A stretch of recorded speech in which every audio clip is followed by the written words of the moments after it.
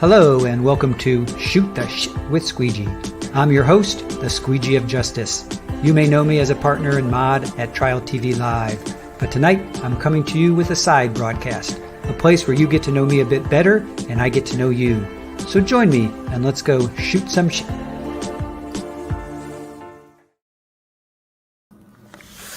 Hello and welcome. What's up, everybody? Thank you for joining us tonight. We have a great show lined up for you. Our dear friend Jules will be joining us again, and we are going to do a post-mortem on the Sarah Boone suitcase murder trial. As you know, Jules and I were there. Jules was boots on the ground in the courthouse, in the courtroom, and I was providing the feed that everybody was watching through RA and through our channel. So for those that watched our recaps every day, and we also had Mert, he was also in the courtroom. I was doing lunch with him, lunch lives with him, recaps, and then at night, Jules and I were doing recaps as well.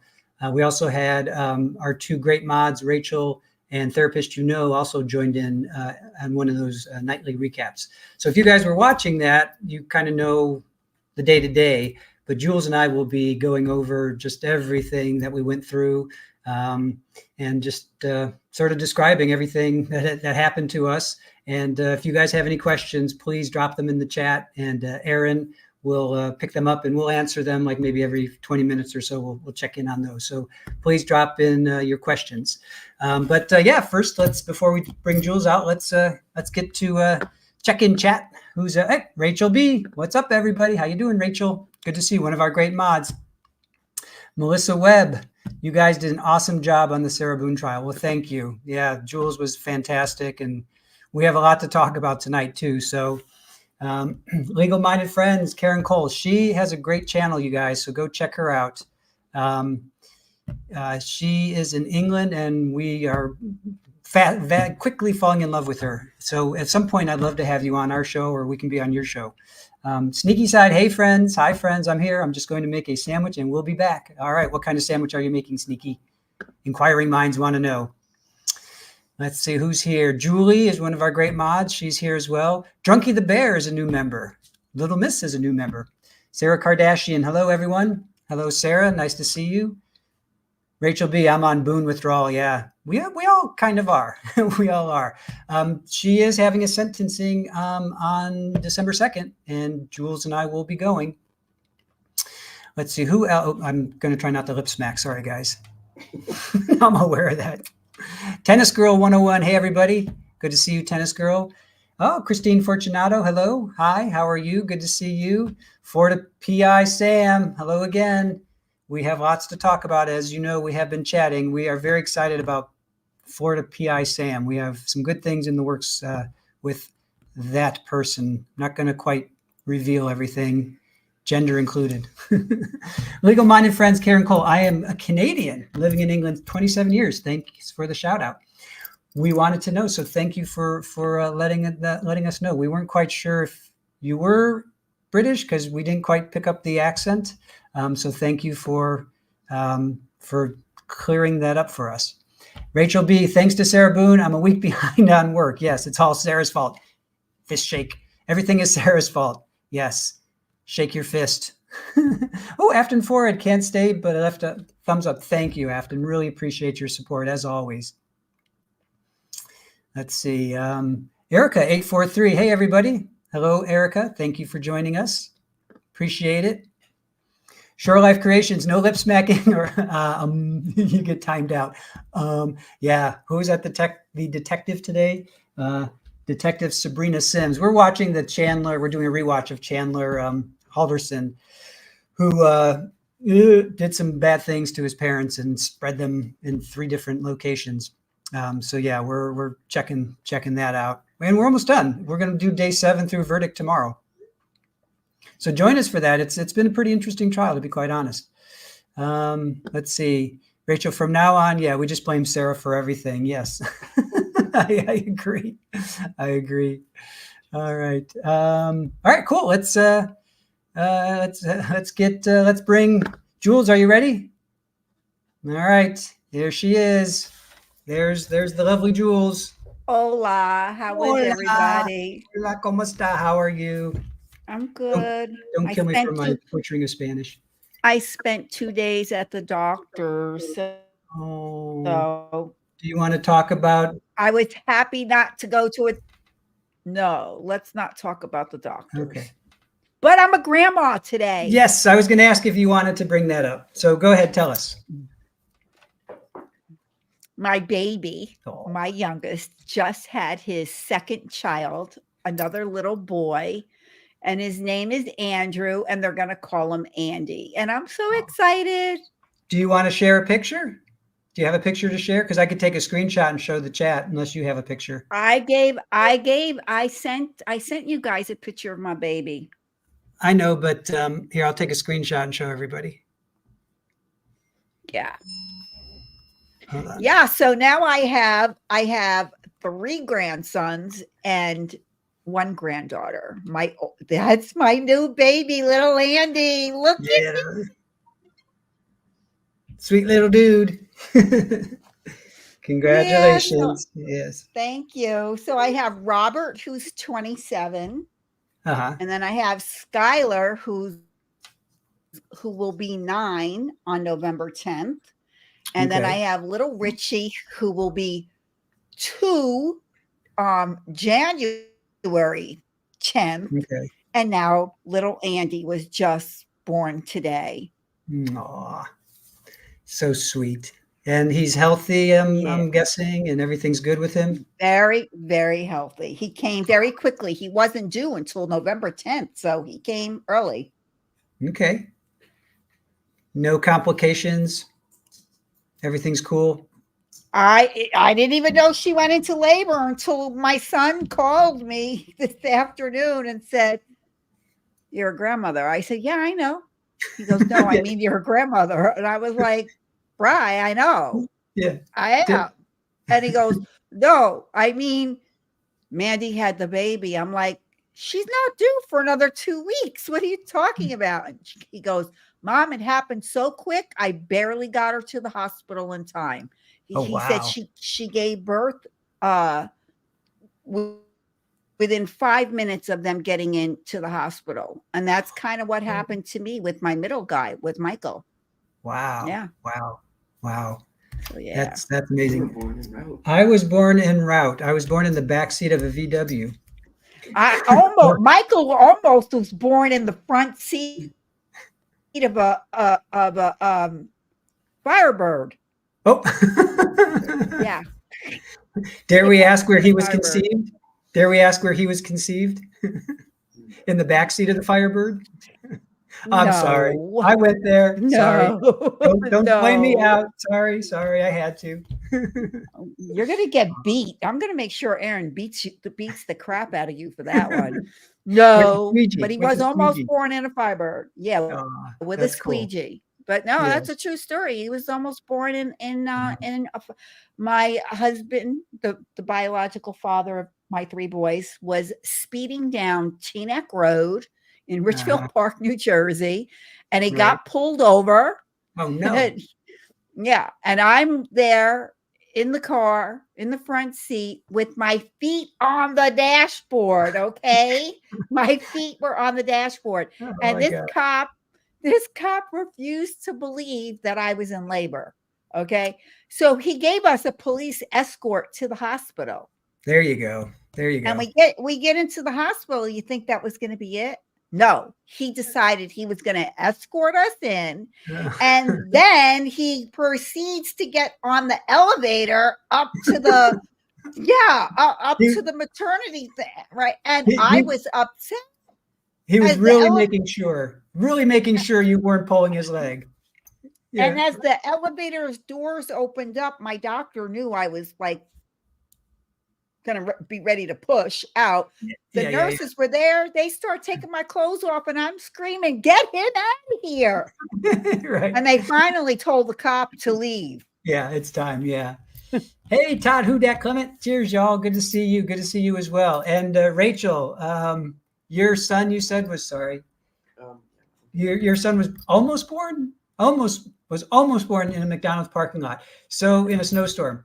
Snowstorm. in a snowstorm. Yeah, going uphill both ways. I mean, that story could just build and build and build. So you were getting food, I'm assuming, for a craving, or what were you doing in the McDonald's? And did you then clearly, I guess you made it to the hospital? Oh, wait, yep. Sure, if we had to drive to the hospital, but we couldn't see, we had to drive to the hospital. Well, we tried, I'm sorry, thank you. We tried to drive to the hospital, but we couldn't see because of the blizzard, so we had to pull over in the parking lot. Wow. Wow. So then was he eventually born in, we called 911. There you go. Smart. Oh, way to go. Okay. Smart. See, Rachel B. That's why she makes the big bucks. And we don't. And we're just lowly YouTube content creators. We do content. All right. So luckily we got to the hospital on time. Yes. Good for you. Yes. Well, I was born in the back seat of a VW, so I don't know. Maybe that explains. I wouldn't know. Listen, the father of my three boys had a VW. I just want to know how you were born in the back of it. The back of a VW is quite small. It's pretty cramped. Well, you got the catbird seat, which I used to love to sit in. So you got the two front bucket seats, and you got the back, which I guess maybe my dad pulled the seat up. Maybe, I don't know. Well, my mom, I'm assuming, was laying down, and then there's that catbird seat, which again I used to love to sit in when I was a kid. Wait, I don't know what that is. It's okay. You got the two front bucket seats, and you got the bench on the back, and then you've got the trunk because the engine's in the back. So you got there's like a little area. It's like this wide, and this is the length of the width of the car, which is only like maybe 6 feet because it's a bug. It's a VW bug. Then it's like maybe this wide, and basically it's like just to put luggage or groceries or little kids, dogs. We called it the catbird seat. His didn't have that. His was a 68 bug, so I don't know. Okay. Yeah. Well, and that's the first car I learned how to drive. Not that car per se, but it was a VW bug. That's the first car, and now I have a Rabbit. So I somehow I am attracted and attached to VWs. I don't know how and why, but fun story when Aaron and I met. Let me tell this real quickly because here's a chance to get to know me. Fun story when Aaron and I met.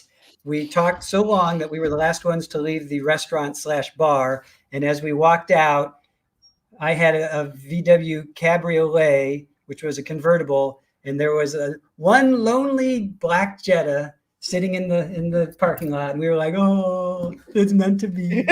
VW owners. So it was just one of those moments where we just looked at each other like, "Oh."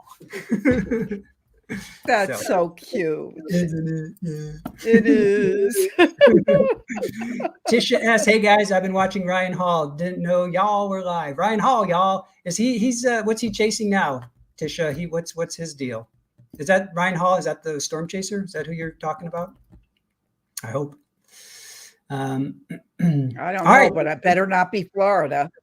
Yeah, no. We're almost through hurricane season. Another month. Yeah. Well, 4 weeks. Yeah. It's pretty. Oh, tornadoes. All right. Well, it's pretty rare to have them hit. Well, it's pretty rare to have them form in November and then to hit land. It's pretty rare. It does happen, but it is pretty rare. Lynn's SS. I drive a Jetta. Been a good little car. Yep. Yeah. Aaron's had how many? 3 Jettas now? Yeah. Aaron's had 3 Jettas. I've never owned one. Just VW bugs. I never owned that one. Actually, this Rabbit is the first one I owned, and the Cabrio was a joint own. I owned that with somebody. But yeah, actually, my Rabbit, that Squeegee mobile that you saw in all the videos and pictures I was posting during Sarah, that thing's an 07. All right, Jules, where do you want to start? From the beginning? Wherever you want. 30,000 foot level? All right, let's see. Sarah, well, she kicked my ass. I'm not gonna lie. Mine too. There was every day there was something else that was going on with her. I mean, she was just bringing up drama after drama after drama, from not only in the court, with you guys, but then technically on our end, just getting down there, getting securing lodging, Owens throwing his, and again, we all agree. I think Owens is a great defense lawyer. I would love to have him on my case if it came to that. He did his job. He did his job. Yeah, he did. He did. Say what you will about him. I mean, I do respect the man. I have no problems with him. Like I said, if he was fighting for me, I would want him on my side, What did you think of his press conference? I didn't watch the one with CNN. I just watched the one that I recorded was the only one I saw. What did you think? Did you see the CNN one at all? I didn't watch that one. I didn't see the CNN one. Yeah. I saw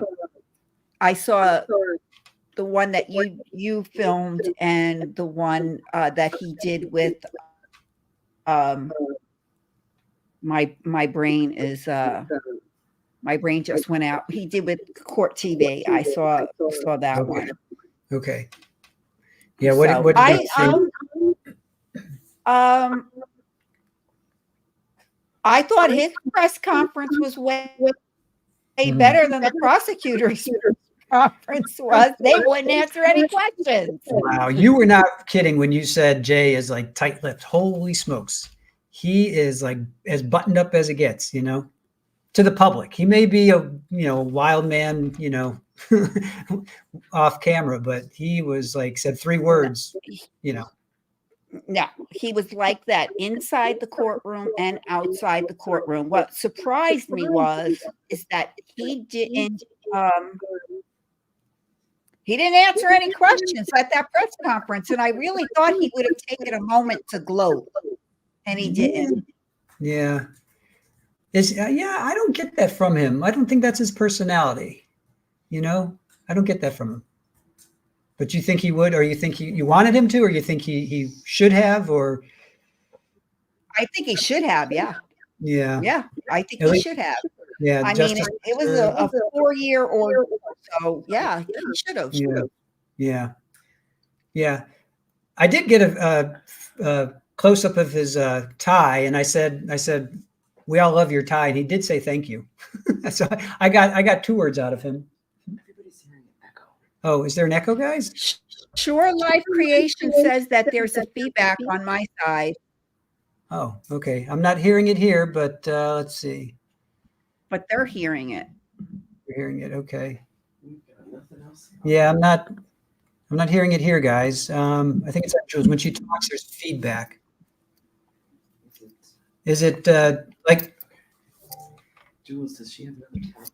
Yeah, just check all your tabs. I know you probably don't have one open, but just check them all. Make sure you don't have anything open. I don't have anything open except for the pop-out chat. Okay.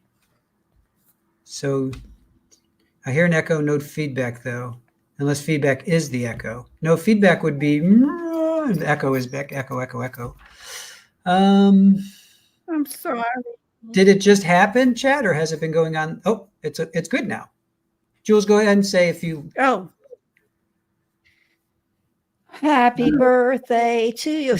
I hope there's no feedback. Okay. Jules fixed It's something. anybody's birthday out there. Happy birthday. Yes. All right. Seems to be okay. No echo on my end. All right. Seems to be okay now. All right. Perfect. Let's continue on, and Chad will let us know. Hey, Sneaky Side. Nice to see you. All right. I have one thing. I brought this up, and I forget which day it was. It was Monday. Okay. So over the weekend. So Friday was day 1, right? Mm-hmm. Jury selection was Wednesday and Thursday. So Friday was day 1. And then Scott, RA, recovery addict, whose equipment we were using, was having problems with live view. So he was on the phone pretty much the entire weekend with them, and we had to do a hard reboot, which means that I had to, and I had done this with him before because he was having some issues before we went down. And so you basically get a paper clip and you stick it in this little hole, and you have to reboot the system, reboot the unit. So what is that?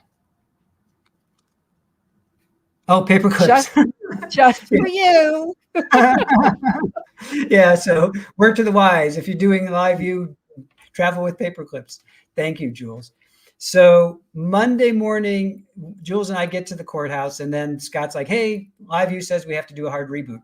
So we're in Jules's car, and I'm like, well, I don't have a paperclip. So we're going through her car, and Jules did not have a paperclip. So Mert, who has paper clips in their car? So Mert was there, and I asked Mert, hey, I need a paper clip. Can you, see what you can do for me? So he went to Fox 35 or 51. No, they're 35 down there. 51. 35.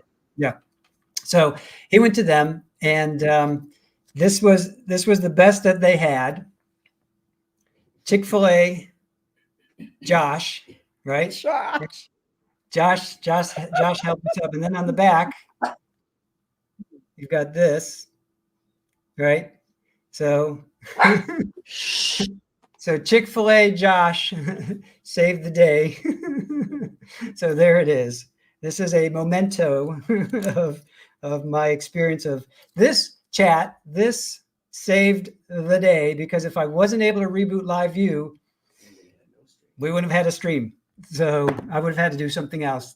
Somehow I would have had to figure out something. So Josh from Chick-fil-A, you forever in our hearts. Thank you for saving the day. So that's just one little side story. Jules, how about you? Were there any like stories in like the restroom? I think you were hearing, there was a lot of things that were happening in the restroom. That you... Yeah, unfortunately, I don't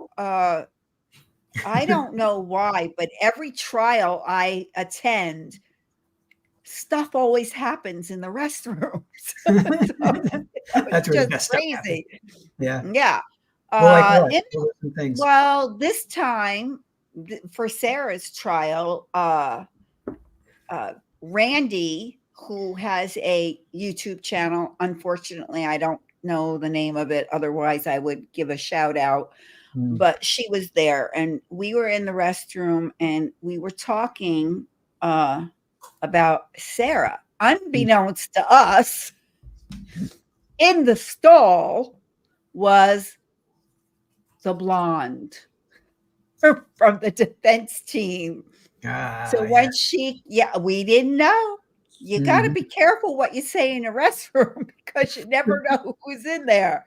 So but she was really cool. She came out and she started answering all of our questions, and we had a lot. And what do you call it? So that happened. That happened a couple of times, as a matter of fact, in the restroom. Yeah. With one person in particular that attended just 2 days of the trial, but unbeknownst to us, again in the restroom, turns out that Sarah Boone has a girlfriend. Oh, that's right. That's right. Tell us about that. And we met her in the restroom. Okay, how much can you divulge about that? I could divulge. Listen, she divulged, so I can divulge. All right, bring it. Like, what the heck? Yeah. Okay, let's hear. She was in there, and I don't know if they ever showed the gallery or not, but if they did, I don't remember which days it was that she was there, but she had kind of like it was long hair like mine, but she wore it in a side ponytail, and it was kind of like an auburn color. Okay. And they did show. Okay. Yeah, I don't know if they ever showed the gallery or not. Is she in? Let's see. Is she in there at all? Because there's you. No. You're in. That's me, and then Joel is next to me. Joel, right? Sorry. Yeah, from Surviving the Survivor. Right. No. Oh, and the one that's sitting next to Joel, that's Randy. Okay. She was in the restroom with me. And that one right there with the glasses. I was just chatting with her tonight. So yeah, who else? Okay. Oh, and the one in pink, she's from Spectrum. Yep. Yeah, I got in good with her videographer, Ben. I was talking to him a lot. And then his what do you call it? See, it's the second row back, the black woman right there. She is the victim's advocate, and the lady sitting next to her is George's sister. Okay. All right. And Mert's in there too. I see Mert back there. Let's see if I have any. There was what else was there? What? There's a comment. Oh, sorry. Wendy Williams. I can only imagine Sarah has a girlfriend or boyfriend because it benefits her. I have to wonder what benefits that is, though. Now, she met her girlfriend in jail, I'm assuming, right? Yes, in jail. They met in jail. The girlfriend was there on illicit against the law pharmaceuticals. Okay. Did I say that correctly? Okay. So she was in there, but she got county time. So that's how they met. And so because she was the only one in there for Sarah. And what do you call it? So we said, "Are you a friend of hers?" And she's like, "Yeah, And then Randy's like, "Is there anybody else here in the court for her?" And she was like, "No, I'm the only one. She says, "I'm the only person she has." And I said, "Well, how long have you two been friends?" And she said, "For a while." And then she winked at me. And I'm like, she winked at me. And I'm like, "Wait a minute, are you girlfriends?" And she went, "Yes." And when she gave me another wink, and I was like, "You mean that kind of girlfriend?" And she smiled. She gave me like this big smile, like, "Yeah." And I'm like, "Oh, are you even supposed to be here?" Right. Because, I'm thinking, if you're out on probation, because she was forthcoming. She said she was on probation. Mm-hmm. And I was like, "Are you even supposed to be here?" And so she said, "I'm not." How did she say it? I can't remember how she said it, but it was like, "This is an open courtroom," or whatever she said. I can't remember. Don't mind me. Frankie wants to play catch. Of all time starts. That's okay. We figured. So she said that she can't have any communication with her because she is an ex-con and right. Sarah was in jail, and she thought, well, this was the only way she could see her. Right. She did try to pass a note to her. Oh, we should have given her the birthday card. We should have given her the birthday card. She could have gotten the birthday card. No, I wouldn't have done that. No, because they got into trouble for trying to pass notes in the courtroom. No. She could have given Sarah the birthday card like down the road. Like when down the road? Sarah's being fast tracked to prison on December 2nd. Can't she she gets visitors. It's not like she can't get visitors. She's not allowed to. That girl is on probation. She's not allowed to. She can't. Yeah, no. Canoodle with felons. Yeah. I gotcha. She can't do that. But once we, you could always mail it to her, I will give it to Mr. Owens on the 2nd. How's that? There you go. Well, Mr. Owens did say you can mail it to her. So Legal Minded Friend said lots of parole requirements are not to have communications with other known offenders. Yep. We watch a lot of Sopranos, and that's what they said. And that's why she was only there twice. And then she once word got out, you know, the who and the why, she didn't come back. Now, what percentage do you believe this person? Like, you feel fairly confident, or 100%? Oh, absolutely, because 100%, because remember when everybody was saying, who does she keep turning around and smiling at? Oh, that was her. And when she took this, was she there when she took the stand? Yes. Was she there that day? Okay. Yes, she came to support her that day. Yes. Okay, because Sarah was giving this like schoolgirl, like when you can't help but to laugh or smile, and I'm like, what? You're on the stand. Are you nervous? And you can't. It's like she was ready to bust out like laughing. So you think it was that she was looking at her girlfriend? She could have been. She could have been. There was a point where Sarah wrote on a note and on a piece of paper, and she tried giving it to, well, not tried. She gave it to the blonde. Okay. And when she looked at it, she went like this and handed it back to her. It was a note she wanted the blonde to pass to the back. Wow. Yeah. There was a lot of notes. Yeah. So yes, I believe it. Yeah. Question. Yeah. So I definitely believe it. Go ahead. All right. Question for you and or the chat. I see our Florida PI Sam is in the chat as well. She might know, or Jules, I'll ask you first. All that note taking that Sarah did, who gets that? Does she keep it? Does it get thrown out? Like, what happens to that? She has a right to keep everything that she wrote. So, you know, she can keep it, or she could give it to Owens, but I would imagine she kept it because I'm sure she's going to use all of her note taking for her appeal. Right. Okay. Rachel B says she can keep legal docs. So are those considered legal docs? I mean, it's her.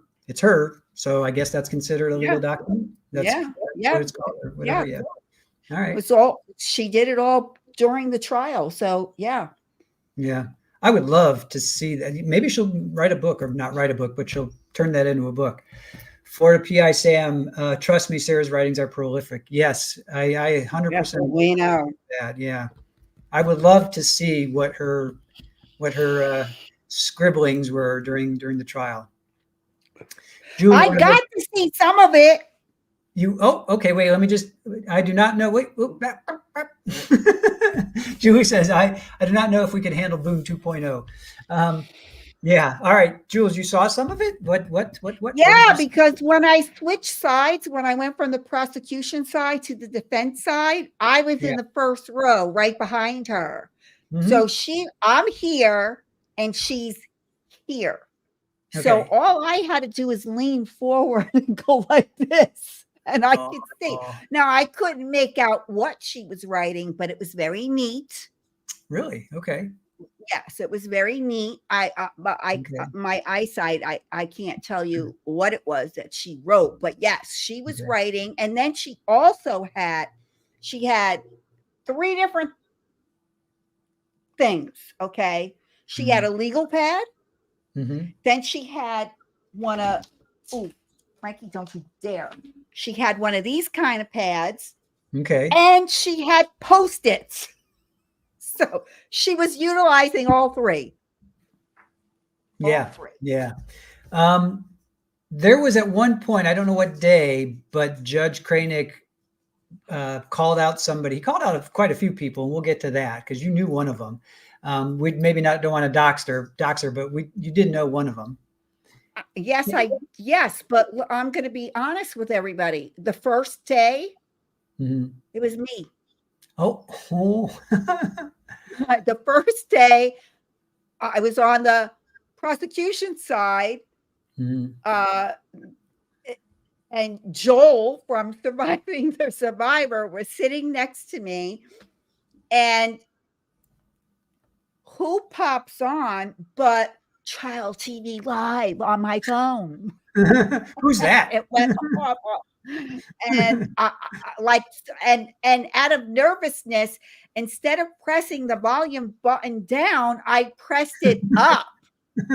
And so Judge Cranick was like, whoever's phone that is, and I was, listen, and Joel is my witness, he'll tell you, I leaned over this way because, you know, the prosecutor and stuff was like in front of me, and so was the box with the suitcase.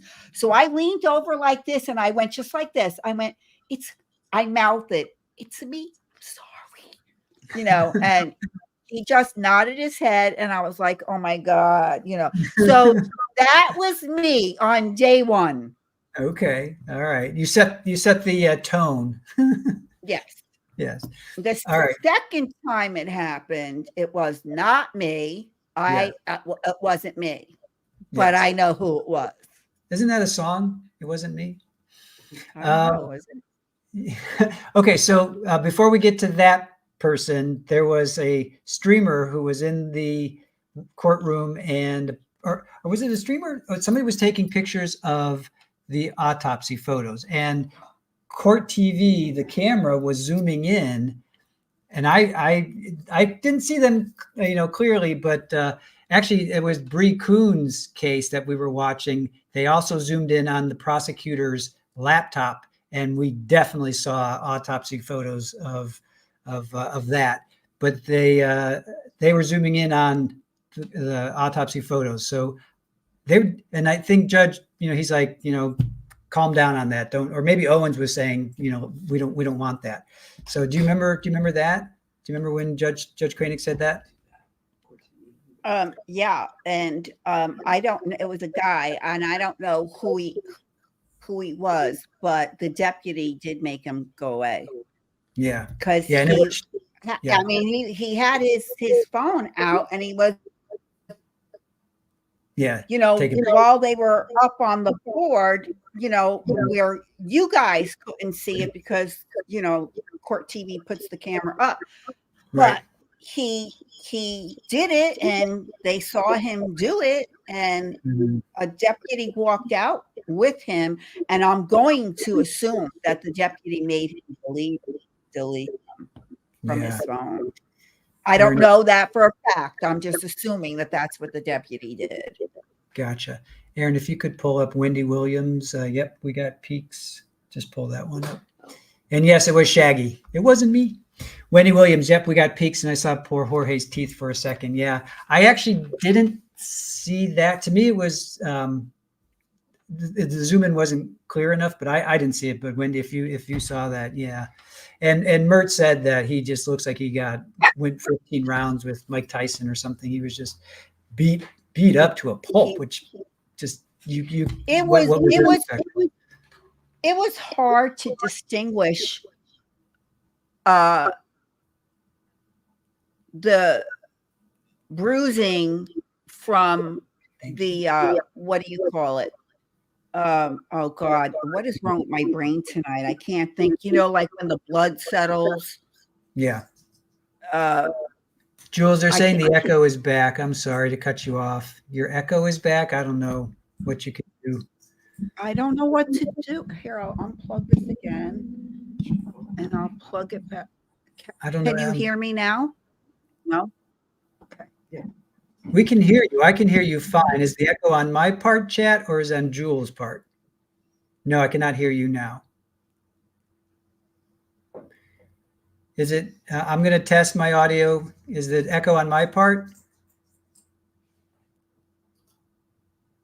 Jules, your echo is when Jules speaks.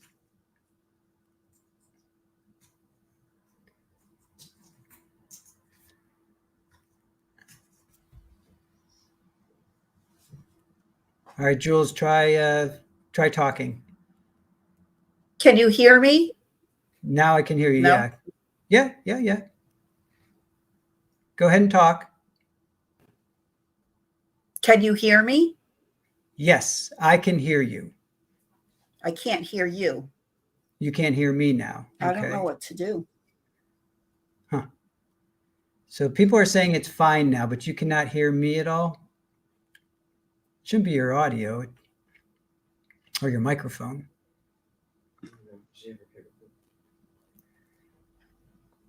Okay. Can you hear me okay, Jules? Testing, Jules. Earth to Jules, can you hear me? Now I can't hear you. You can't hear me at all? We can hear you.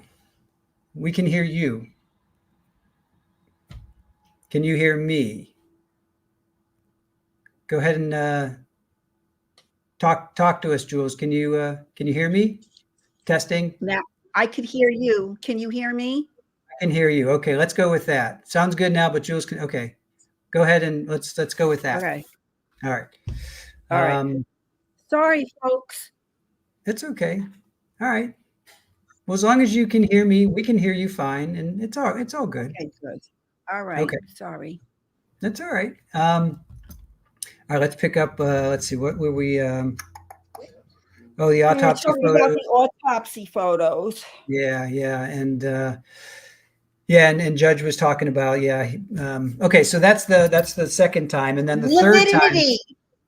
I just remembered lividity. That's what it's called. Settles, yes. It was hard to distinguish lividity from the bruises. Okay. And I told you that night we went live about the three perfectly round bruises on his left side. Right. What came as a shock to me was during closing arguments with Mr. J. That was the first time it was ever addressed that she beat him with the bat before him going into the suitcase. That was never brought up until then. Right. Well, seeing the suitcase video or the videos with him in the suitcase was heartbreaking.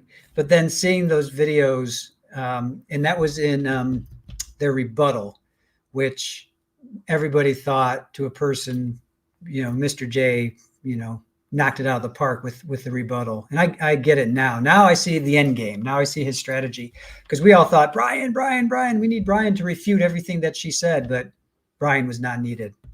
What did you think of those videos?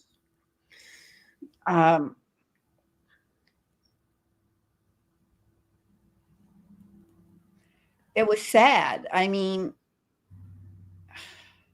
she definitely berated him.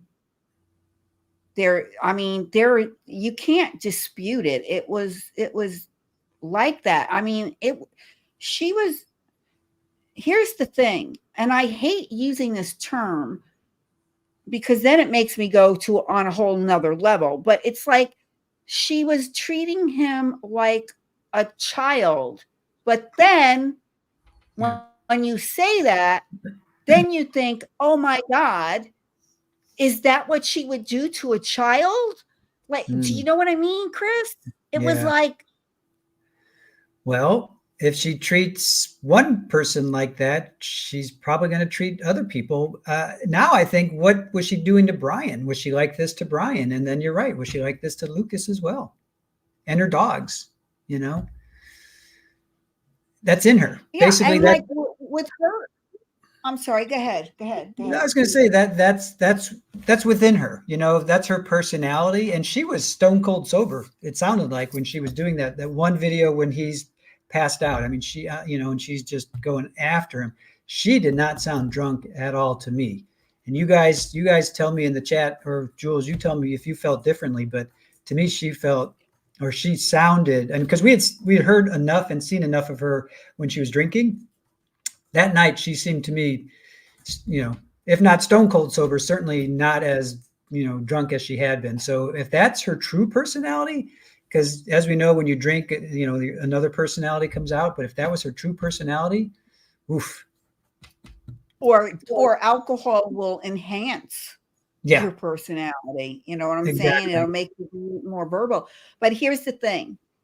She said that he was mean to the dogs. Yep. And in the body cam footage that you guys didn't see was George is laying on the floor and both dogs were in the body cam footage. And the one dog had his chin resting on, oh my God, resting on George's shoulder. I know. I mean, yes, you could beat dogs, and they will come back because dogs don't know any better. But yeah, no, that tells I've seen that happen, and with my son being in the animal control business up in Hillsborough County, he's always said that, yeah, you could beat the crap out of a dog and a dog will still keep coming back to you. But that wasn't just a dog coming back. This was a dog that did not want, the other one was moving. The other one kept walking around George, but this other dog would not leave him. And he had, and I don't know if it was a boy or girl, but in any case, resting its chin on George's shoulder. And the officer had to lean down and literally pick up the dog because the dog wouldn't leave George. Right. That was sad. That was really sad. Yeah. Do you know if there was a blind dog and a deaf dog, correct? Do you remember? I don't know which one it was. You know, yeah. No, I don't remember. I don't know which one. I have no idea which one it was. I do know that when the female, there was a female officer there, and she said, we have to get these dogs out of here because, like I said, the one was like literally on George, and the other one just kept circling. The one dog, when the officer called the one dog went to him, but the one that was resting its chin on George's shoulder wasn't leaving. And so he had to pick that dog up. And then you could see with the body cam, they walked out the back of the house. Right. Maybe that was the deaf dog because the dog couldn't hear them calling. Maybe. Yeah. I have no idea.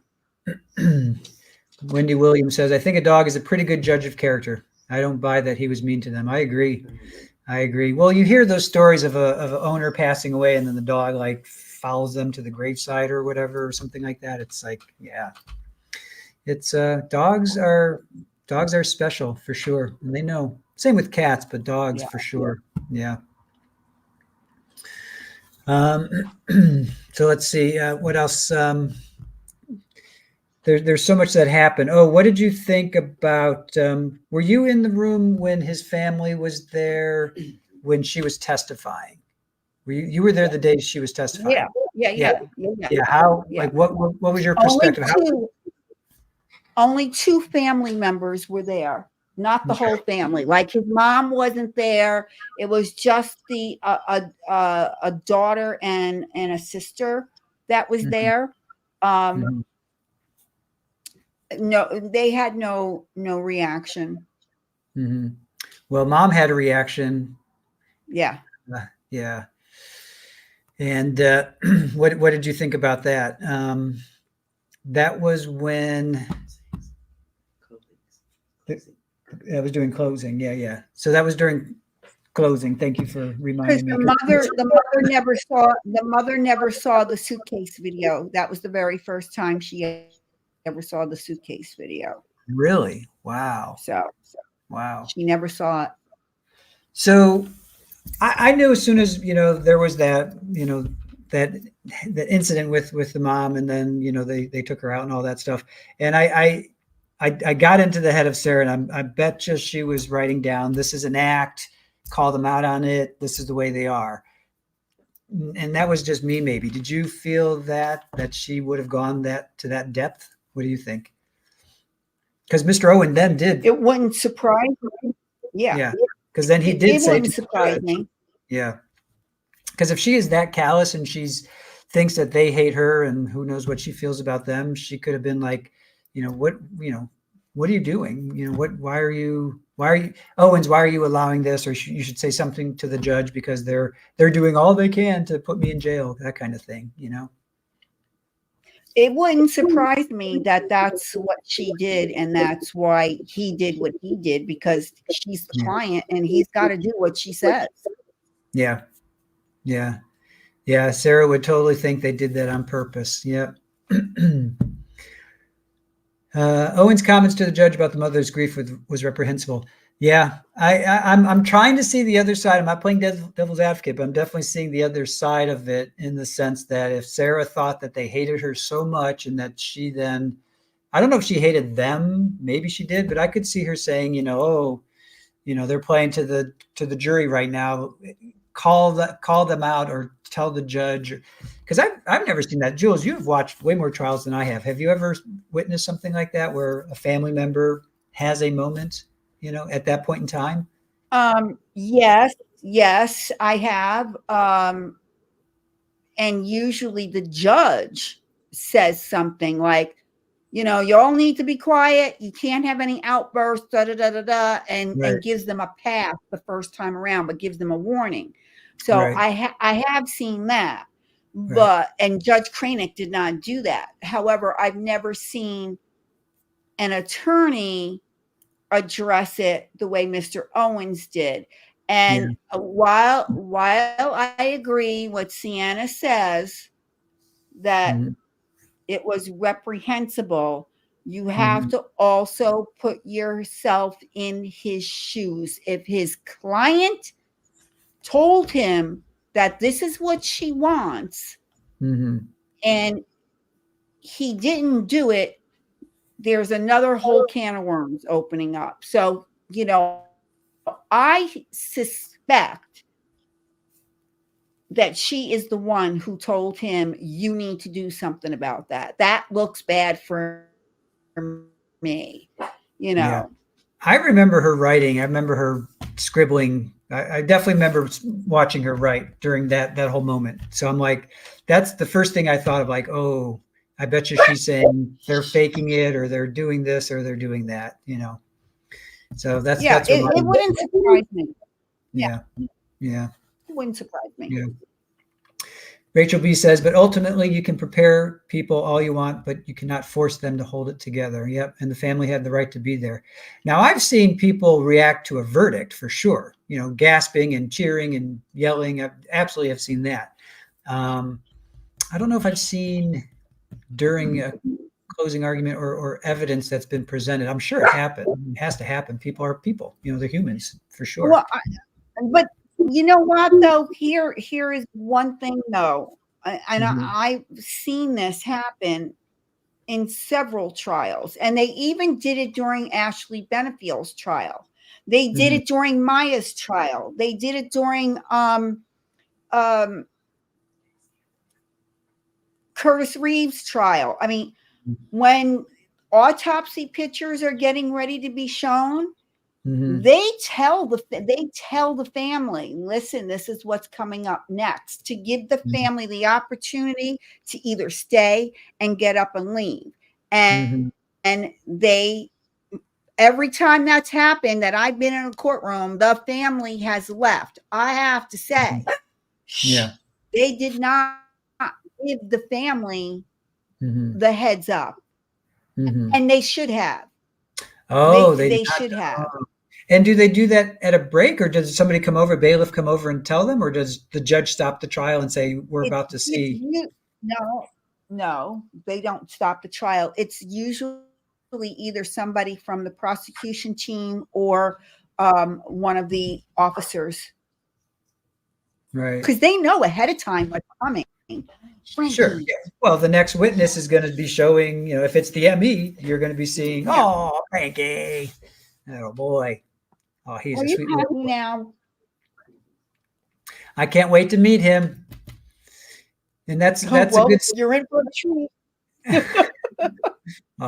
He'll be cool. Yeah. So Frankie, Jules and I will be going to the December 2nd sentencing of Sarah, and then Ashley Benefield is December 3rd. So we'll do that as well. It's going to be massive road trip for me, and I'll get to meet Frankie, I guess that night, the 2nd to the 3rd. The night of the 2nd. Yeah. Wendy Williams says, "Oh, I'm such a sucker for doggos." He's adorable. He is. Sweet little guy. Thank you. So let's see. That's going to be a road. That sentencing is going to be. Something tells me the judge is going to throw the freaking book at her. Yeah. Well, what's it? 22 years is her minimum. 20. What was her? 22. Yeah. 22. Well, I'll tell you what. I am going to ask Mr. Owens straight up. Mm-hmm. Why didn't she take the deal? Mm-hmm. I mean, what was her reason for taking the deal? I mean, did she really honestly think that she was going to get off? Because that's really delusional. But she is facing 22 to life, and I don't think he's going to give her the minimum. I don't. Something tells me he is going to throw the freaking book at her. You think life then? Do you think he's going to give her life? Or or no? Or 50? I mean, she's like 40. She was born in 1977, so she'll be 50 in 3 years. So if she gets 30 years, that's basically a life sentence for her.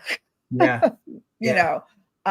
I think that I think he's going to throw the book at her. And I also think that this is going to be Judge Cranick's first opportunity to verbally let her have it for all the freaking shenanigans that she has done over the years, that he's going to tell her what a despicable person she is. I mean, I really think he's going to let her have it. Yeah. Yeah, I agree. For the PI Sam, we have guidelines based on a score system. It's 22.5 at the bottom. She will get life. Okay. All right. I said he's gonna throw the book at her. But even 22, she's going to be 50 in 3 years. So even at 22, she'll be 72 when she gets out. And what about parole? Time served. She'll get time served, and parole is what, 80%? 80% of the sentence. If he gives her life, life is life. Yeah. Without parole, she's never getting out. Right. She's never going to get out. I'm telling you, she will never get out. Yeah, she's 85%. Not getting out. All right, 85%. All right, so she's got 5 years or 4 years already time served. So that 22 is already down to 17. And she's going to be 50. So even if he gives her 30 years, that was an insane plea he did. Yeah, she gave up. Yeah, I agree, Florida. She's going to be there for a long, long time. He's going to give her life. He's going to give her life. He's not going to give her 22. He's going to sentence her to life behind bars. Yeah. I just feel that. That's why we watch. That's why we watch. Yeah. Wait, Florida does not have parole? Yeah. Florida does not have parole? What? They don't? All right. We're going to have you on, Florida. We're going to talk about that for sure. That'll be one thing we can talk about.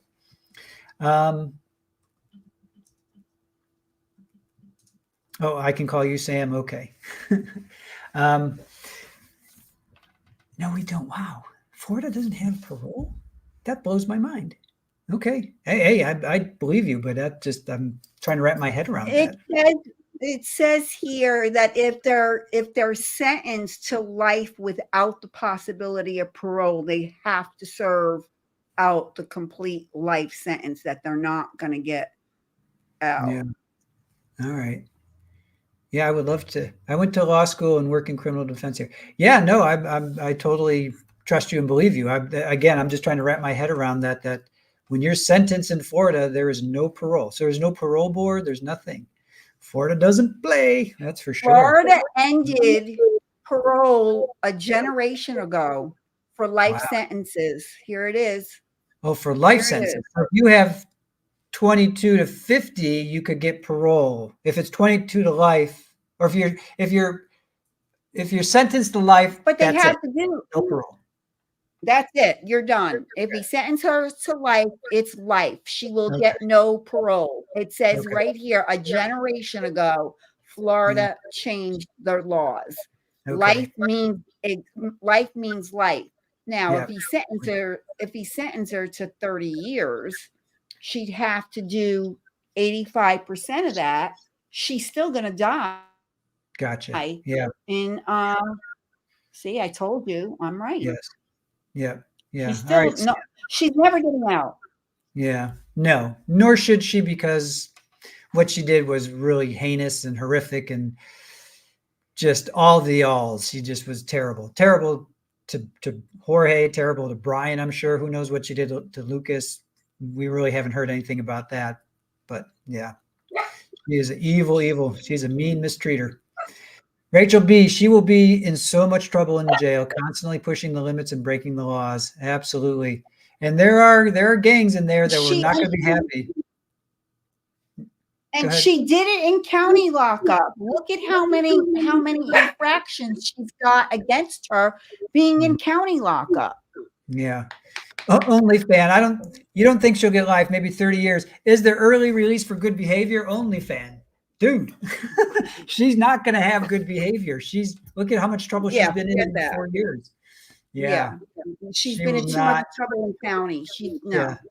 And don't forget, she said some pretty racist things in those videos and stuff. So there are gangs that are going to be like, wouldn't surprise me if we hear 3, 4, 5 years from now, something happened to her, Yeah. Just saying. But either way, she has to do 85. If he sentenced her to 30 years, she still has to do 85% of that before she is even allowed to go up to the parole board.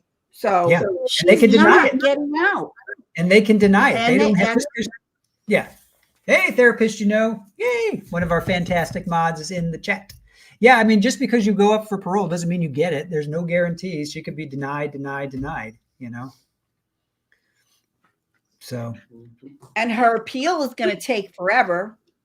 Yeah, at least 2 years, 3 years, or something like that. 5 years. It won't even get in front of a parole, an appeal court for at least for her, probably 3 to 5 years, and then they can sit on it.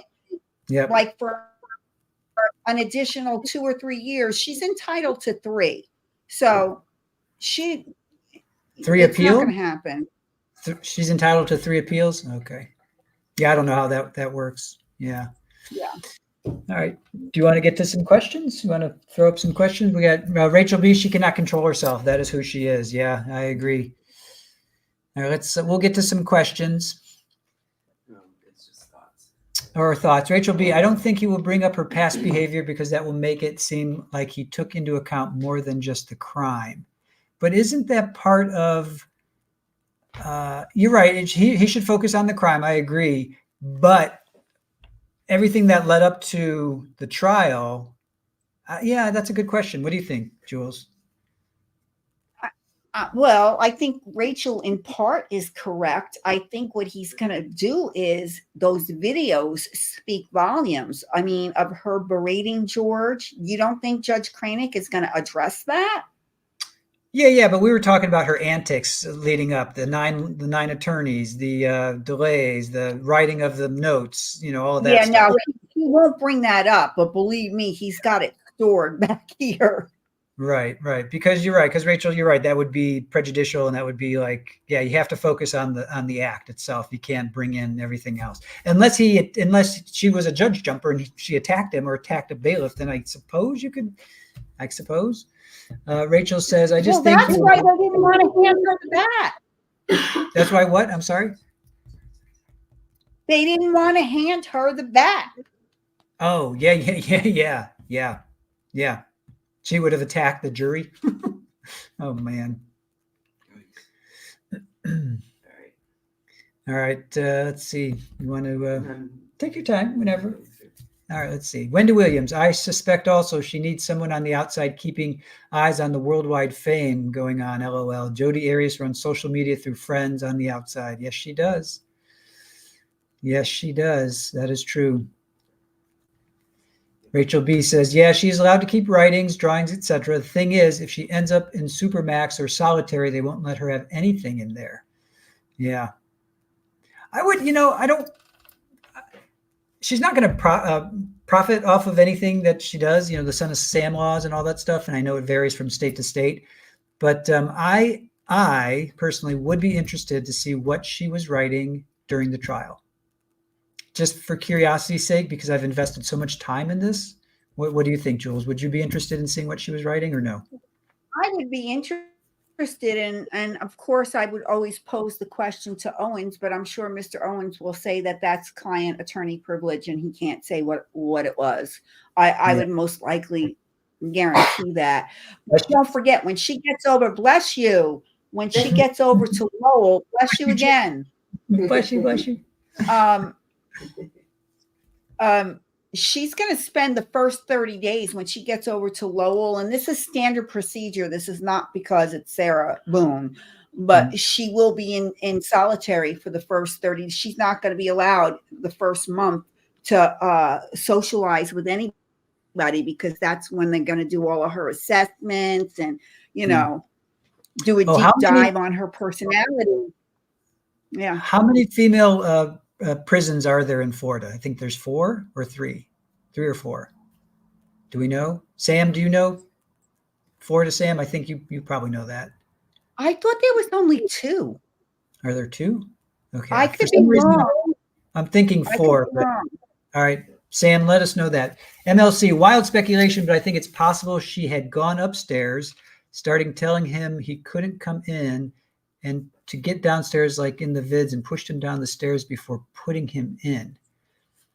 All right, so they go upstairs. Oh, so wait, so she had gone upstairs, started telling him he couldn't come in, and then he comes upstairs, and then she pushes him down. But and then she puts him in, or he gets in. That's a good theory. But then how does he get in the suitcase after he's been pushed down a flight of stairs? I would think he'd be pretty banged up, because his face was pretty, I didn't see it. Jules, you saw it. His teeth were pretty messed up. Yeah. Yeah. And his face too. Yeah. Yeah. Yeah. Another comment. Thank you, MLC, for that. I think we saw you in the fire pit chat today. So thank you for joining us. Denny Dawn, hey, haven't seen you in a while. How are you? Reminded me, Sarah Boone, when I watched it, showing that men can be, yes, as well as Owen said, when I was growing up, I was taught as a boy not to hit a woman. Well, he should have said, I was taught to not to put my, looks like you got cut off. Yeah, hands on anyone, showing he thinks it only can happen to a woman. I thought that was the dumbest statement he made. Yeah, I mean, it goes both ways. I mean, as a society, we generally, want to protect our women, and as men, you shouldn't ever touch a woman like that. But absolutely, it goes both ways. I've seen it. I've had women, hit me. I'd be like, what are you doing? And, sometimes it's hard to stop, especially when you're drinking. I can see their relationship. I could see Jorge giving her a backhand and being like, bitch, what are you doing? That kind of thing, especially when he's drinking. But he also seemed like a sweetheart too. I mean, but when you're goated, when you're poke, sometimes you might be like, like that one video. Okay. That one video where the video in question where he's curled up, and I'm like, oh my God, that's him in the suitcase. And she was just berating him and going on and on and on. That 1 second, Jules, you remember he came at her, and for a moment I'm like, no, I don't want to see, a struggle, but he backed off. He came at her, and I think maybe he grabbed her, but then he backed off. Do you remember that? Moment? Yeah. Yeah. That was the one moment where I'm like, no, Jorge, please don't. And he backed off. So Florida Sam says, looks like Jules right. There's 4. Okay. Yeah, I guessed 4. I thought I remember hearing 4. Lowell, where I believe she's going to go is Lowell. That has a capacity of 1,456 women. The other one has a capacity of 668. That's Homestead. Oh, dear Lord, don't send her to Homestead. Why? Hernando, I doubt she'll go to Hernando, but that one's 467 capacity. And then Florida Woman's has the other one. It doesn't say the location. It just says Florida Woman's Reception Center is a woman's facility. They have 1,345 capacity. All right. The reception center. Maybe that sounds like. I think she's going to go to Lowell. I really do. All right. Now, where is that? Do you know where that is? I've never heard of Lowell. That is. Well, you look that up. Todd Hudak Clement. I still want to hear the guitar and singing. Maybe next week. We have a special guest next week, so maybe next week. If anyone wants to hear the guitar, type Y in the chat. All right, Todd. Stop it. It's in Ocala. Oh, okay. Lowell is in Ocala. All right. So that's close to Orlando. I could see that. Legal-minded friends, Karen Cole, but in a press conference when Owens took the case, he said a lot of negative stuff about Jorge's brother. I wonder if his brother's trial will be televised. Oh, his brother, is that the one? Wait a minute. I wonder if his brother's trial. His girlfriend. Yes. He hit her in the head or something like that. Is that one? Stabbed her? Yeah. Yeah, he stabbed her. And that's in Philly? It's in Philadelphia? Yeah, here. Oh, that's here. Oh, is it here? All right. Yeah. That's here. I think I don't think that's going to try. I'd have to look that up, but I'm almost sure that he pled guilty. But don't quote me on that. Are they all here? Is his whole family down here? Or are they still up in Philadelphia? Do you know? His kids are up in Philly with their biological mothers. Okay. But his parents and his brother and his sisters are here. Okay, gotcha. Sure Life Creations, they were both toxic alcoholics. Yes, she was the controlling one. Yes, that was the difference. She's the one that took it to the next level. Yes, yes, and yes. Yeah, totally agree. Denny Dawn, are you surprised no jurors have come forward as of yet? Good question. Good question. Jules, what do you think about that?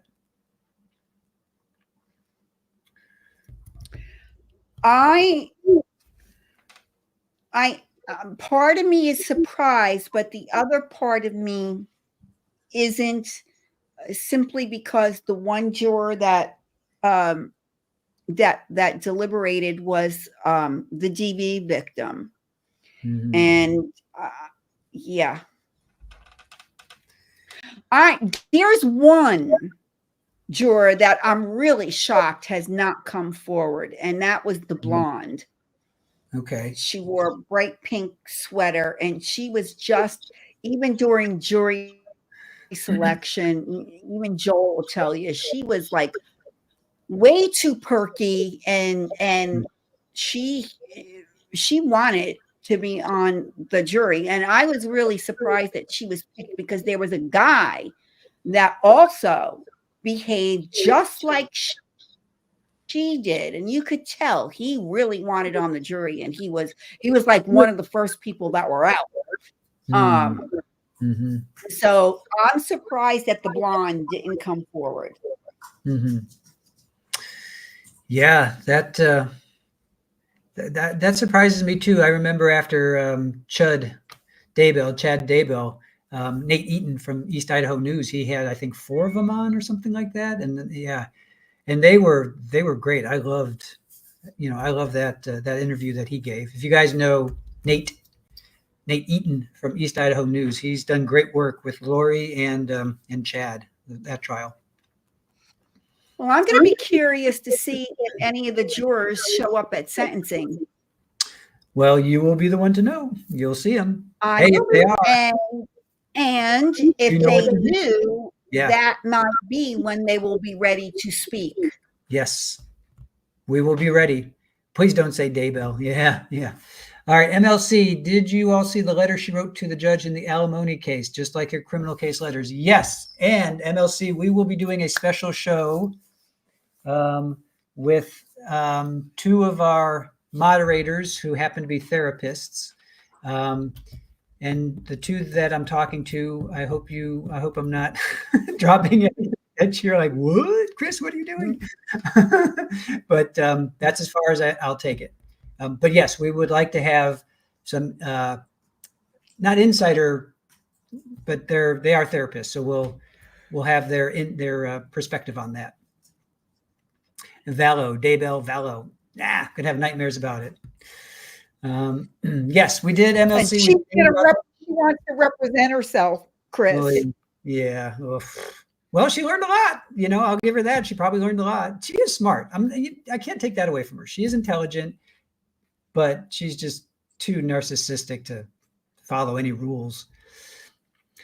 Wendy Williams, how about in her divorce writing, she spoke about how Brian's family were jerks towards her. Sound familiar? Yes. Everybody's a jerk and a this and a that. Yeah. She's going to get... She's got the... Well, Dr. Rachel would be more apt to speak to this, but I'm just going to throw it out there. I think she suffers from the everybody is against me complex, Everybody hates me. Nobody loves me. I think I'm going to go eat worms, right? Something like that. Nobody loves me. Everybody hates me. I'm going to go eat worms.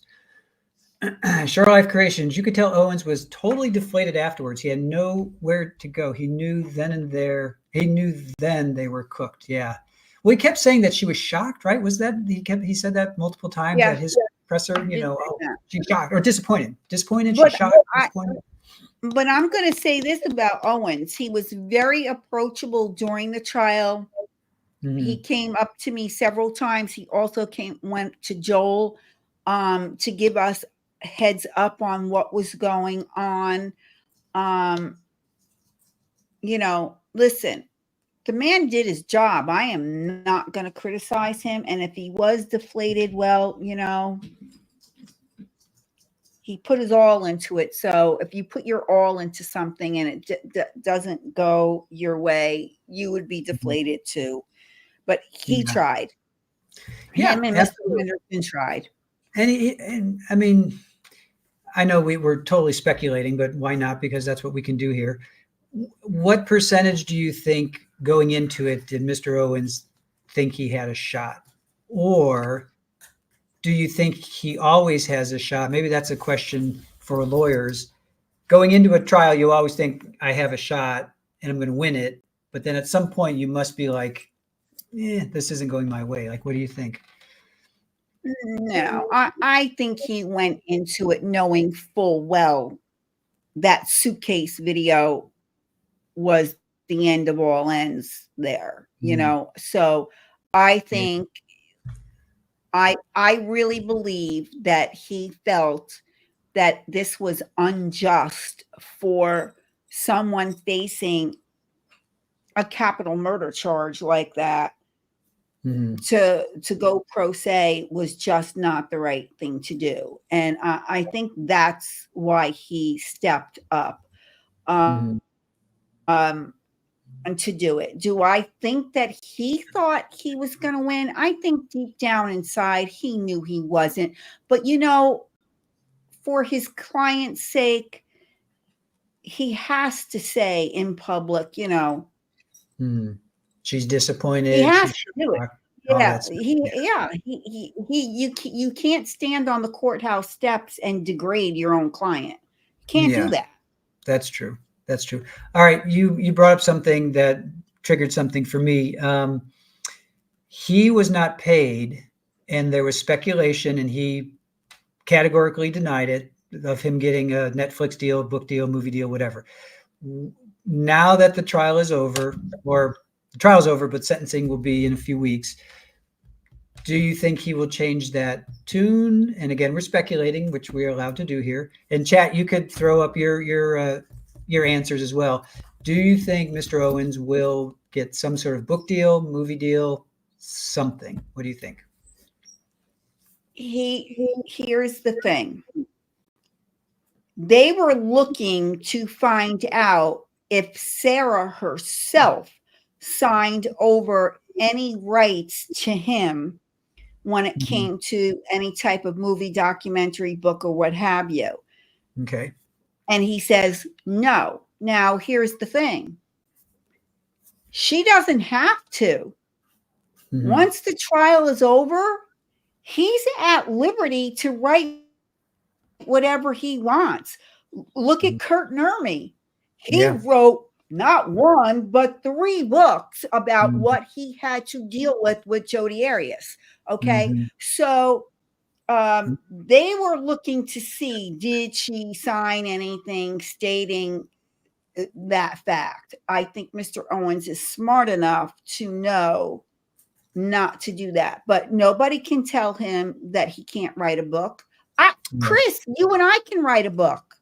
Yeah, we could. We could write a book and make money. And there, we don't need Sarah's permission. Right. You see what I'm saying? We can all write a book. We can all write about Sarah. Oh my gosh, chat. Everybody write a sentence and we'll put it together and we'll do a book. How about that? There you go. And George's family can write a book. Yeah. George's family can do a documentary. Yeah. You know, they can do it and make money, you know? Right.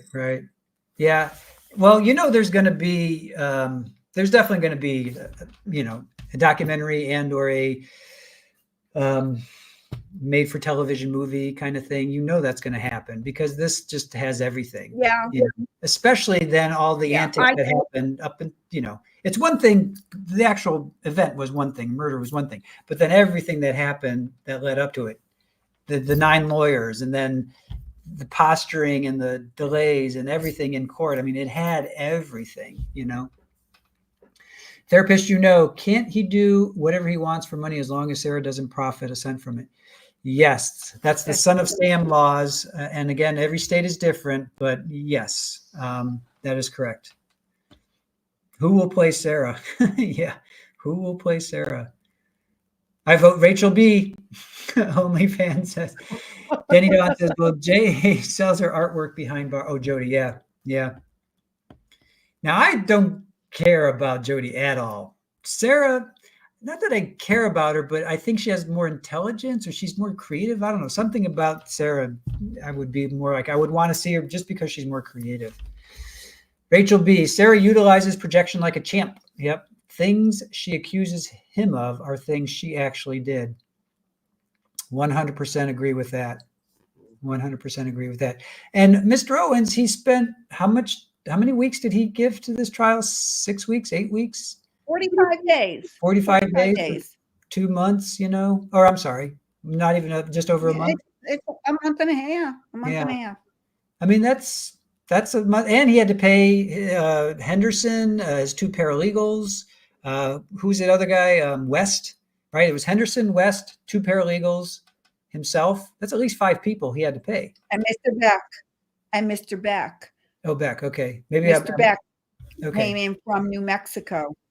Yeah. I mean, that's not cheap. That's like tens of thousands, hundreds of thousands of dollars, even if it's only 45 days, that's a lot. And these guys probably weren't staying at Motel 6s. They were probably staying at $200-300 a night hotels. I know where they were. You what? You know where they were. They were around the corner. Oh, okay. They were around the corner. All right. Well, you should have told us. We could have gone. No, I was asked not to. Oh, I want to get back to Denny Dawn's, but Therapist, Mr. J's demeanor in all of his interviews continues to crack me up. Just how little he has to say or extrapolate about anything at all. Yeah, he is tight-lipped. Man, that man is like. You should have seen him the day. You should have seen him the day in court, though, when he had a hissy fit that was not on camera, and that was with Mr. Owens over the pink over the pink paperclip not being on the suitcase. I mean, Mr. J threw a fit. And I've never, ever seen that in my life. And we all had and then we were asked to leave the courtroom so they could examine the evidence without us being in there. Yeah. Well, during opening, during opening, Mr. J had, I don't know if he had fun, but he certainly was expressing, when Sarah was like saying F you and all that stuff, he memorized that, he was saying that verbatim and from memory. And I always think it's interesting when lawyers, come out and swear because that's what happened during the crime, if you will. But I wonder because they're always so like, buttoned up and so proper, but then they let loose in there. It's like, okay, I got you. Jenny Dawn said, well, Owens had fits too. Not like this. Not like this. The man literally threw the box and started screaming at Owen in Owen's face. I mean, you ask Joel, you ask Randy, you ask anybody that was still in there. Everyone was in a state of shock when he took that box, he turned it upside down, he shook it, and then he threw the box and said, there's the paperclip. Got in Owen's face. There's the paperclip. Are you satisfied now? Wow. Yeah. It was bad. And everybody was like, and we were asked to leave at that point. Everybody was asked. That was not on. That was. Yeah, I don't remember that. I don't remember that at all. Yeah. They didn't show it. They didn't. So that's why he got mad, Denny Dawn. That's why. What did he get so mad about? Yeah. Because Mr. Owens asked him, and he asked him very nicely, okay, because this is when Sarah was testifying, and Mr. Owens wanted her to show everyone, what happened with the suitcase and how she zippered it, blah, blah, blah. So Mr. Owens asked for the suitcase to be examined before it was going to be shown to Sarah. So the judge said absolutely yes, and the judge left the bench, and we were there. And so when Mr. J took the suitcase out of the box, the pink paper clip wasn't on the broken zipper part the way it was when they collected it for evidence. So Mr. Owen said, "Where's the pink paper clip?" Right.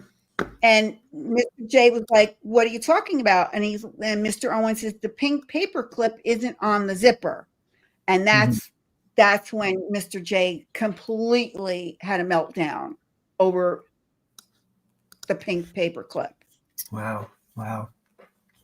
Yeah, clearly we didn't see any of that or hear any of that or see any of that. Or wow, I had no idea. Wow. No. I don't know the comment you wanted to. No, it's okay. Sherlife had a quick question about, or a quick comment about that's. You didn't have to pull that up, but Sherlife, you said, I guess they weren't going out to dinner or lunch. Yeah. No. I have been in so many courtrooms where the defense attorneys and the prosecutors would be going at it during trial, and the minute breaks came, they were walking out the doors together, laughing, joking, talking all kinds of stuff, like really friendly. This did not happen at all between these two. Not at all. Yeah, it's like any, I guess, sporting event, if you will, because, you're going up against your competition, blah, blah, blah, and then you go have a beer afterwards or whatever. But yeah, these two were not going to have a beer afterwards. No. Yeah. Absolutely not. Yeah. All right. We're at 4599. We're at 4,599 subs. Chat. We're almost there. Any other? Yeah, culpa. We gotta get them to 5,000. Yes, we will. We'll get there. All right. Wendy Williams, I could believe that there was an altercation before, but wouldn't he be saying something like, why did you put me in here? Or let me out? What the hell are you doing? I just don't know. Oh, and also, it's between Jorge and Sarah. I thought for a minute it was the two, Jay and Owens. So the altercation before, he'd be like, why did you put me in here? Yeah, I mean, that's still, I'm still trying to wrap my head around, how did he get in? She says she went up to take a shower and he got in, right? That's her story. And she came down and saw him in there, and then she zipped it up. But to Wendy's point, yeah, if you remember, during closing, Mr. J practically came out and said Sarah beat the living crap out of him with the bat and then put him in the suitcase. Yeah. So yeah. Who's telling the truth here, Sarah or Mr. J? Right. Whoever just subscribed, you are 4,600. We have 4,600 subs right now. So whoever just subscribed, thank you. Please let us know. Please let us know who just subscribed. Please. Yeah. Oh yeah. When you subscribe, it takes a minute or two to 5 minutes to sub. But whoever subscribed, please jump in the chat. So yes. Okay. So I'm still trying to wrap my head around how. Okay. So according to Sarah, they're sitting on the couch and he taps her on the knee and he says, "Let's play hide and seek," right? And then she gets up and takes a shower, and then she comes back down and he's in the suitcase, and then she zips him up. Therapist. That's what she testified to. So again, this makes no sense. I go back to Amber Heard and Johnny Depp. This to me had so many parallels to those two. And Aaron and I talked about this. Johnny was like this close. He was this close to not being with us anymore. Another month or not even a couple weeks, Amber would have done something to him and he would not be with us. All that being said, that's not hyperbole. I think that's truly, honestly, what I felt. She was telling stories that I'm like, dude, you wouldn't be alive right now if he did half of what you're saying he did to you. So Sarah's telling stories and I just can't. Oh, she hid in the shower. Okay, so she didn't take a shower. Okay, all right. Thank you, Sam. I thought she took a shower, but okay. So she hid in the shower. Okay. She got cold.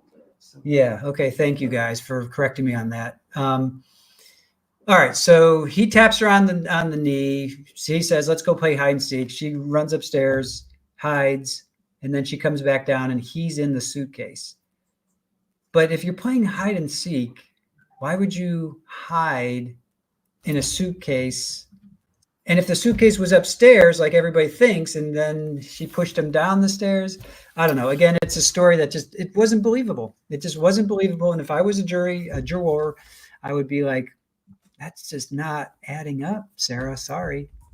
And it was like an hour and a half. They came back. It took them to come back with a verdict. It was right. It was pretty quick. Hour and 20 minutes, hour and a half, something like that. Yeah, it makes no sense. It makes no sense. And then she zipped him up. Yeah. Whenever you're ready, if you want to. Denny Dawn, but her not filming the threats, why? But her not filming the threats, why didn't she have? Why? Sorry. But her not filming the threats, why didn't she would have made it better for her? So that, therefore, I don't believe a word she said. Yeah. And we all said at the moment, we're like, you could have very easily, he was zipped up. You're not in imminent danger. You could have very easily called 911 because we all know how comfortable you were calling 911. She could have called 911 if his little hand is coming out and he's like, I'm going to get you, or whatever she says he was saying. She could have easily called 911, but she didn't. Well, here, there's Jules. Oh, Jules, Denny Dawn. I like both teams equally, but I was shocked as everyone that was in there at how he threw the box and had that outburst. Yeah, that shocks me because he is so buttoned up that he, the pressure got to him. Maybe is that what you think, Jules? He was just fed up and he was just like, "F it," and I'm gonna. I don't know. He always seemed angry. I mean, he always seemed angry. In the morning when he first got there, he just came off as being an angry an angry person. I mean, I always say good morning to everybody, both sides. You know, I did it for Maya, for Ashley, for Reeve, all of them. You run into somebody, good morning, how are you? You know, and they respond, you know, good morning, how are you? Or, you know, you hold the door, and usually if you hold the door for them, they'll say thank you. No, he and Mr. Cacciatore, there was nothing. As a matter of fact, you didn't even see the two of them converse with each other. Interesting. It was really interesting, except that one day when I went out to lunch with Joel from Surviving the Survivor, Cacciatore and Jay were at the same restaurant we were at, but we went to the total opposite side of the restaurant. That was the only time, and you know, I saw them together under that circumstance. But yeah, and you know, for the most part, even though Mr. J was the lead attorney, Mr. Cacciatore is the one that did most of direct examinations when the prosecution was putting on their case, and he did the most cross examinations when the defense put on their case. Mr. J did very, very little. Now, I thought his opening statement was horrible. Okay. I thought Cacciatore did an excellent job on the closing. And yes, Mr. J, when he got up there, he brought it home. Yeah. And his rebuttal, Mr. J did a great rebuttal, I thought. He was the one that introduced all those videos. So I thought he did do a great rebuttal for sure. MLC says her first words on the video were, "For everything you've done to me." She was explaining why she put him in there. And she also said in Sarah, that's my name. He's like, Sarah. So she said it twice. Of course, you know, we all know. That's my name. Don't wear it out. Yeah, but she said it. Did you catch it? Don't wear it out. Yeah. She said that in one of those videos that that Mr. J showed. And I think it was the one where he was, you know, hunched down and she's just berating him. I think he said that, or he said Sarah at that point, and she said, "That's my name. Don't wear it out." So when she said that, that one video, there was the two, obviously the videos that she took the day of or the night of, but then that one video of him just looking like a beaten dog and he's crouched down. I'm like, oh my God, that's him in a suitcase. And I'm pretty sure that was the same video where he said, Sarah, whatever. And she's like, "That's my name. Don't wear it out."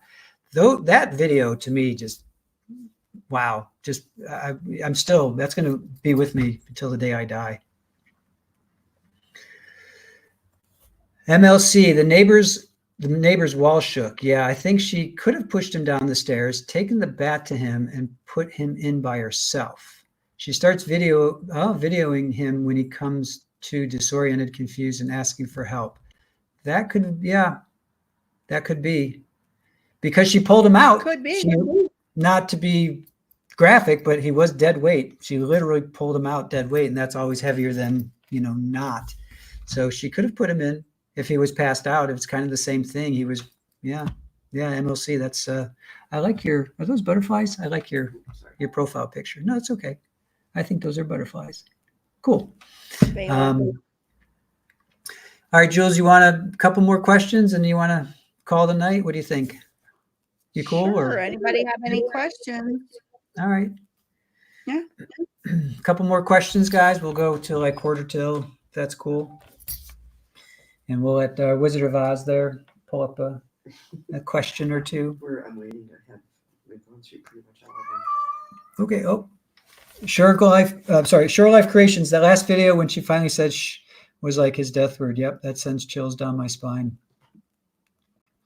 I agree. Oh, there's Super Ball. Little Super Ball. Yeah, I was kind of wishing that in their closing they would have been like, they would have played that video and then they just would have mic dropped it at that point, just been like, jury, it's in your hands. When he's like, Sarah, and she's like, shh, you know, just end it there. That would have been, but hey, they're closing. It worked. It is what it is. So Rachel B, yes. Sarah utilizes projection like a champ. Things she accuses him of are things she actually did. Yes, 100% agree. So, all right. Jules, last word. Any final thoughts, comments? We will be going December 2nd chat. So, be aware of that. Yeah. But, anything else, Jules? And then December 3rd, we'll be in Bradenton at Manatee County Courthouse for Ashley Benefield's sentencing. Mm-hmm. And I think that's it. I don't know what our plans are after that. It's basically your call, Chris. Mm-hmm. You mean trial-wise or that immediately? Or yeah. Well, Sarah, then Ashley, then... There's nothing going on. There's nothing going on in December. Right. There's nothing going on in December. That's where replay comes in. We've got some good replays going on, and our chat and our mods are coming up with some good replays, rewatches. I found one today that I am really, really interested in. It was just an arraignment for now, but once that kicks in more, I'll follow that for sure. That's where the rewatch and replay comes in November and December. That we'll pick we got some good ones coming up. Benefield sentencing, Blue Drafts, that is December 3rd. And Jules and I will be there. So we're doing the 2nd for Sarah, which is in Orlando. Then Ashley is in Bradenton, which is just south of Tampa. That's the next day. So we are going to be at both. Yes, we are. And no, the judge has not made his ruling yet. Mm-hmm. I would imagine he's probably going to rule no new trial on December the 3rd. No, he has not made. I checked today. I checked the docket today. He still has not made a ruling, but she's got quite a few. My last count was there was about 20 letters that people have written to the judge on her behalf. So, yeah. Now, do you think Judge White, or not you think, but Judge White did rule that she can interview the jury, right? Or a couple jurors? Yeah, they did that. That's done. They did it. They did that on October 4th.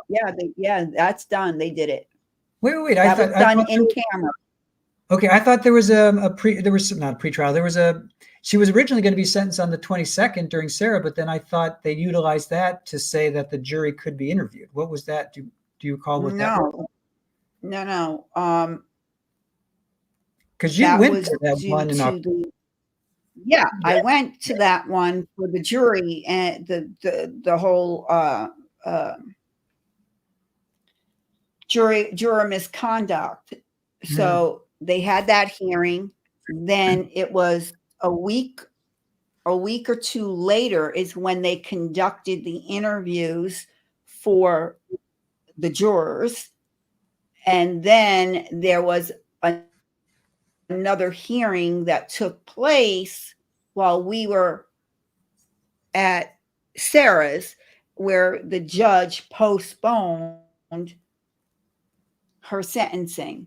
She was supposed to be sentenced on the 22nd of October, and they moved it. Okay, I got you. I thought they did something with the jury, but clearly not. Okay, cool. Blue Draft, are we on verdict watch for Melanie Ferris? We are not. We're not really covering that. We just picked that up for RA because he had power outage, and we were in the right place at the right time. Quentin Nixon, yes, therapist, Jen Pookie, thanks again for picking up the slack today for Recovery Addict. Yeah, no, our pleasure. We love Scott, and we are more than happy to help him out. And yeah, I mean, we will not be on verdict watch tomorrow for Ferris because we were doing Sarah and we didn't want to get involved with her. But yes, Quentin Nixon is coming up on the 5th. He's going to pick up on the 5th. He's the pro se guy in Akron, Ohio. So we'll pick up on that. OnlyFan, yep. 5 November Nixon. We'll pick back up on that. And Yeah. So I guess that's about it. 9:45 our time. I think it's a good time to call the night. Last words, Jewel. One last time. Jules. I love you guys. I love you guys. A great job for picking up for Scott from Recovery Addict. Love that, how you jumped in and picked up the ball for him. I know he appreciated that. And I just want to thank everybody that follows me on Twitter and just supports me and supports this great channel. Yes. Well, thank you. Love. Thank you. Before you go, tell us where we can find you on Twitter. It's Blind Faith 14. No. What is it? Blind Faith. I should know this by now. 1433. 142. Edited, but it's coming up. It's coming up. All right, Aaron's going to put it up. 1423. 1423. I was close. There you go. 1423. So yes, chat. Give Jewel some love on Twitter. She was posting during Sarah's trial. She was posting updates, and I was liking those, and I was posting them on our page as well. So whenever Jules is in court, yeah, absolutely follow her. She has some really great content, but she's on Twitter, Blind Faith 1423. So go give. Yeah, I keep saying I'm going to get back into my TikTok, but I never do. So I don't know. I'm too tired. I'm just too. And here's the perfect example, Chris. You witnessed it for yourself when, because you guys all know that I have that stupid tumor on my stomach and I'm on chemo and all of that. And when I'm out, I'm out. And Chris knows firsthand what on 2 different occasions I was sleeping in the car during the trial because I couldn't sit in the courtroom any longer. Yeah. So that, it is what it is. And thank you for your support for that. Just keep that positive thoughts and prayers coming on. That's all I need from you guys. And on that note, I love you all. Aaron and Chris, great job as always. I'm out of here. Bye. Jules out. And congratulations on your new grandbaby. Yes. All right. Jules, we love you. You know that. You are a dear, dear friend of ours. And we are so happy that you are coming onto our channel and that we're doing these lives with you and going to trials with you. I've never actually been to a trial. That was my first one, my first experience. And I was outside, doing tech support, tech help, making sure the stream was streaming. So I didn't actually get a chance to go into the courtroom. So I'm hoping at some point I can get in. But for now, I'm really happy to be, partnering with RA and his community and providing the clean stream. And thank you, Recovery Addict, Scott, for all that you've done for us. And we are really looking forward to doing, even more incredible things and fun things down the road. So before I let you go, chat, now that Sarah's over, we're going to focus on the whole point we made memberships was to have the side broadcast so that you could get to know us a little bit better and we could get to know you. So next week we have a special guest, and I'm not going to reveal that right now, but it's basically if you guys want to come on and talk with me and or other members of the chat, please consider becoming a member. So we have 3 levels. Level 1 is rabbit ears, and that's standard, all the standard perks, if you will, and that's $2.99. But level 2 is dial up, and that's $6.99, and that will get you a chance to come on instead of calling in, which is great, like a talk radio, which is awesome. You guys can come on with myself and 2 other members of the chat. So if that interests you, chat, please either sign up and then send us an email at info@trialtvlive.com. And you can come on and we can literally just sit around and I think I can say it now, shoot the shit, because that's what this is all about. You get to know me a little bit better. I'll get to know you. And you see this guitar back here? maybe it will be busted out next week. And if anybody is a musician out there and wants to jam and play, please consider that. So if you guys are interested in that, send us an email. Well, first of all, become a member at Dial Up Level 2 for $6.99, and then come on, I want to talk to you guys. Chatting is one thing, but I want to and you don't have to be on camera. That's the other thing. If you don't want to be on camera, that's cool. You can at least come in as audio. But I think it would be a blast to have people on, and then we can just talk about your grandkids, talk about your kids, talk about your past, talk about the movies that you like, the music that you like. If you have a store that you're doing, if you're an Etsy store, or you're doing some sort of whatever it is, if you want to promote yourself, that's what this is about. We are a community that's going to help each other, and we're going to grow together. And then level 3 cable is $9.99, and that is just one-on-one with me. So kind of like what Jules and I did today, it would be one-on-one with me, and we could dive even deeper, and we could just be like, again, whatever it is you want to talk about, we will talk about. So with that, I will leave you. Therapist, says you do a killer air saxophone. Right on. All right. I will hold you to that. We've got some kitty action going on over here. All right, chat. Thank you so much for joining us. We love you. I really appreciate you all. Thank you for getting us to 46. Well, we're back down to 45.99, but that's YouTube getting rid of the bots, if you will, the spam accounts. Anyway, thank you guys so much. We will be streaming Chandler Halderman tomorrow. That's a rewatch, so join us. And then, you never know what every day will bring something new. But thank you so much. We love you guys. Be kind to each other, love each other. Don't break bad, and we will see you down the road. Have a good night. Thanks.